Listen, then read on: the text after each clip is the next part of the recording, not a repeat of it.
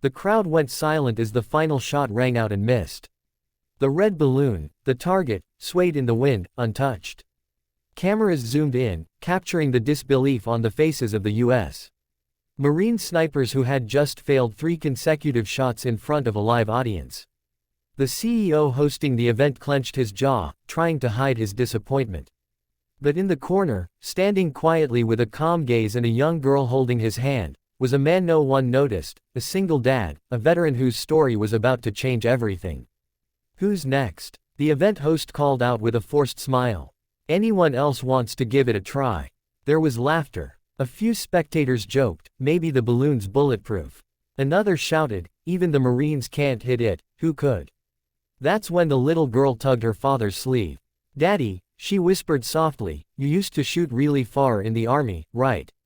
Maybe you can try." The father hesitated. His name was Daniel Hayes, a former U.S. Army marksman who had left the military years ago to raise his daughter after losing his wife to cancer. He had promised himself never to pick up a rifle again, not after what he'd seen in combat. But as he looked into his daughter's hopeful eyes, something stirred inside him, not pride, but purpose. He stepped forward. The host blinked in surprise.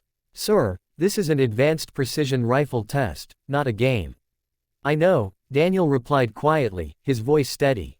"Let me try." The Marines exchanged uncertain glances, some even smirking. "Sure, old man," one of them said, "go ahead. Maybe you'll teach us something." Daniel didn't answer. He approached the bench, his daughter watching from the side. He picked up the rifle gently, like reuniting with an old friend. He closed one eye, took a breath, and for a moment, the world around him disappeared. All he could hear was the faint whistle of wind across the range, something only a trained ear would understand. He adjusted the scope slightly, compensating for wind drift and temperature.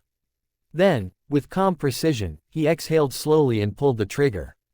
Crack! The balloon popped instantly. The crowd gasped. Even the Marines froze. Daniel's daughter clapped her hands in pure joy, running to him shouting, "Daddy, you did it."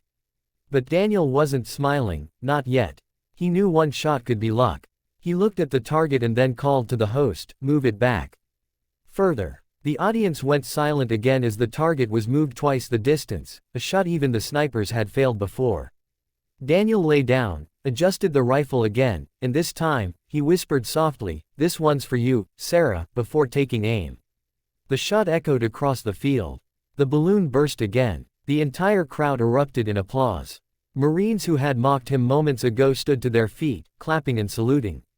The CEO of the company, who had invited the Marines for a charity exhibition, was wiping tears from his eyes. "Sir, that was incredible," he said, walking over. "Who are you?" Daniel simply smiled. "Just a dad who used to serve."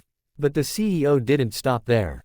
"No, sir. That was more than skill, that was heart." Daniel finally looked around at everyone, then spoke quietly but with conviction. "You see, it's not about how steady your hands are. It's about what drives you to take the shot. For me, it's my daughter. For you, it might be your country. But every one of us has a reason, and that's what makes our aim true." The Marines nodded in respect. One of them, the youngest sniper, approached Daniel and said, "Sir, would you teach us? That kind of focus, we could all use it." Daniel smiled gently and placed a hand on his shoulder. "Son, you already have everything you need. You just have to believe it."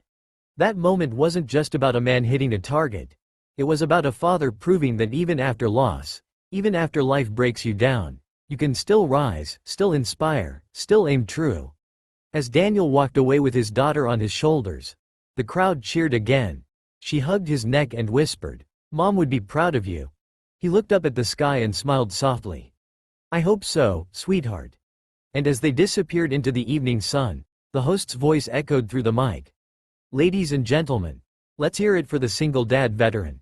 The man who reminded us all that real heroes don't just fight battles, they raise hope."